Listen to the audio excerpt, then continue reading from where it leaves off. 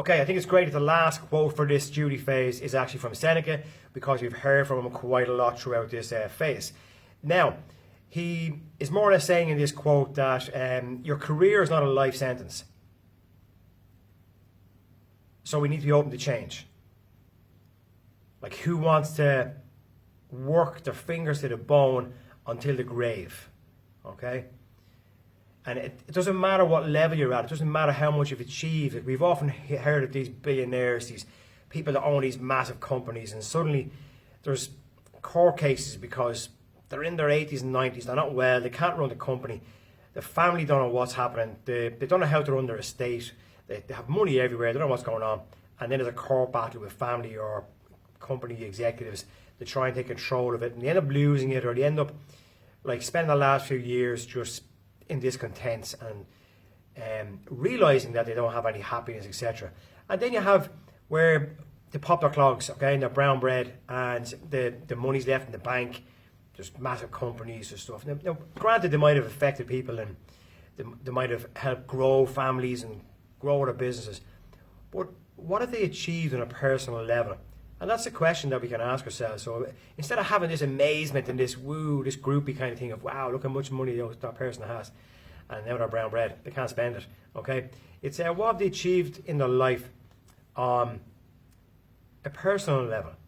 What have they achieved on a mindset, mental level?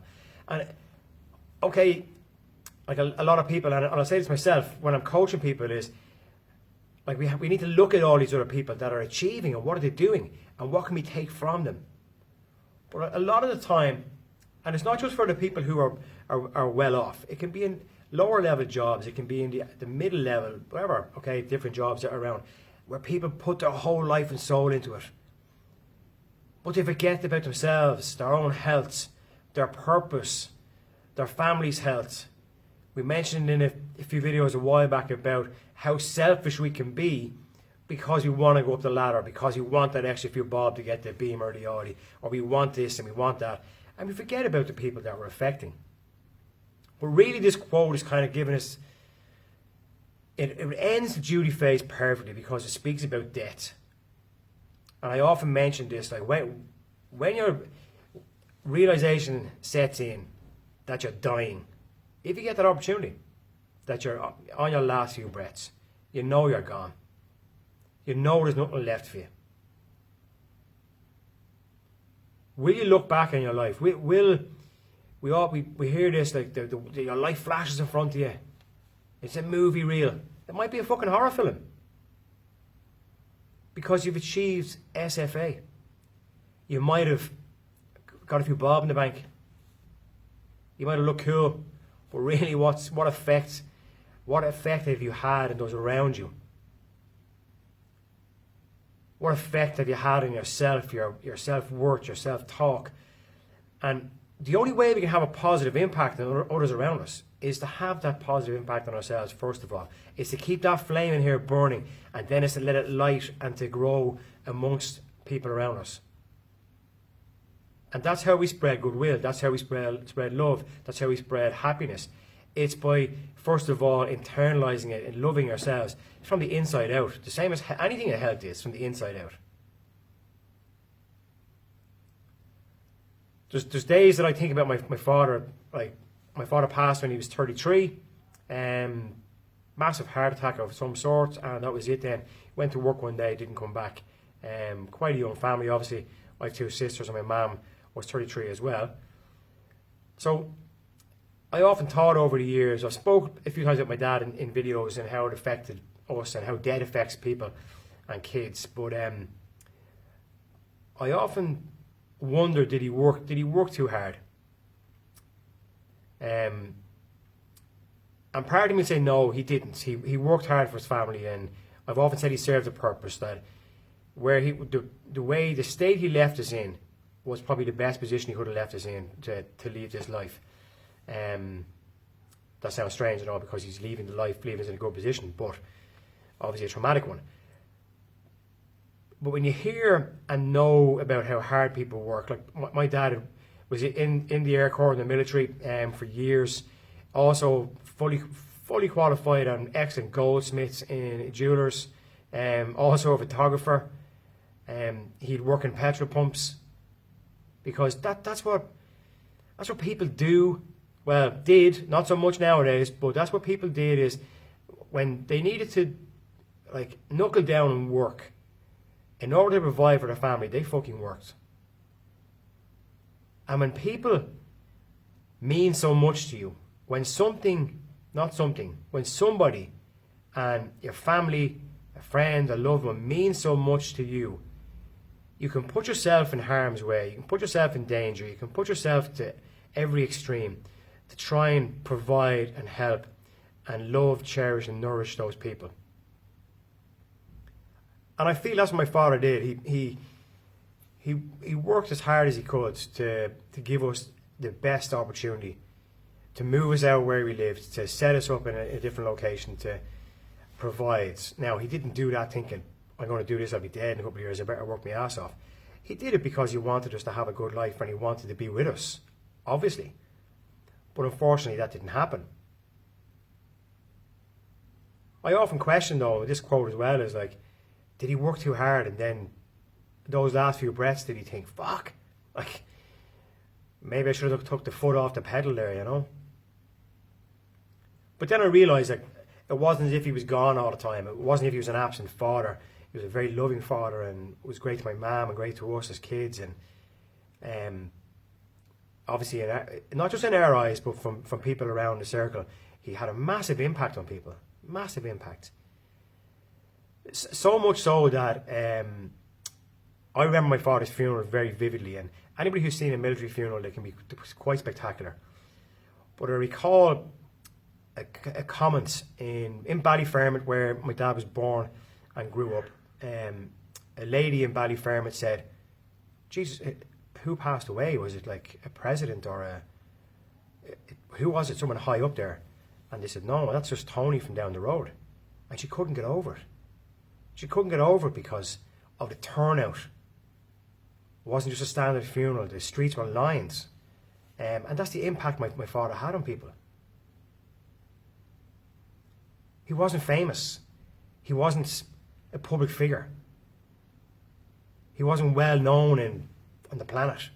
But he had a massive impact on so many people by doing basic things. Having responsibility, maturity, being grown up about shit, taking ownership of where he was in his life, being calm in himself. He might have been a quiet person, but he was calm and strong inside. Worked hard, obviously. Was there for people. Shared an energy, a loving, friendly, powerful energy where he could impact others and just have a presence about him. And to have that is a gift. It's an absolute gift. But we all have that. We all have that in here. But some of us can't express it. Some of us are anxious and we bottle it all up here and we can't. Like, my dad was no different than anybody else. Apart from one very small thing. And he was at peace with himself. He knew who he was. He knew the type of person he was. He had strong core values. He had respect.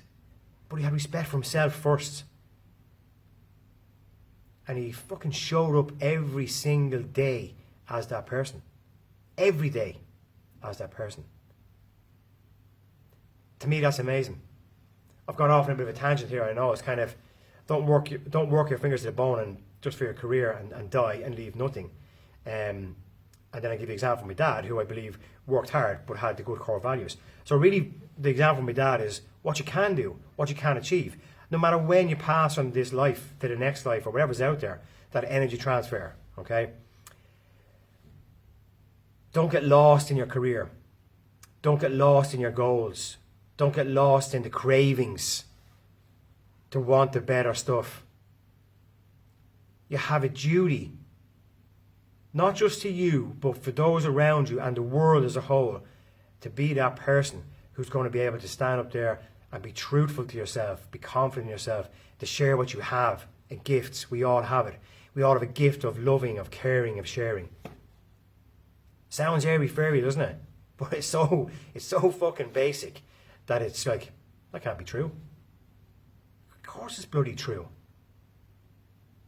If you can't love yourself, who are you going to love? If you can't love yourself, who's going to love you? Because you have the barriers up. The blockade is there. You're fucking building yourself in here in the fort. You're locked in there and you don't want to get out. No one's getting fucking in. You're like, hey, it's my fort, pal. You're not getting in here. So instead of being broken, as we keep being told, we're not. We're locked up. We're locked up inside ourselves. And we don't allow people in. And then we can't get out. And we're stuck in a place. We hear a limbo. If you don't go to hell and you don't go to heaven, you're in limbo. Yeah, I think life is limbo. We're in limbo.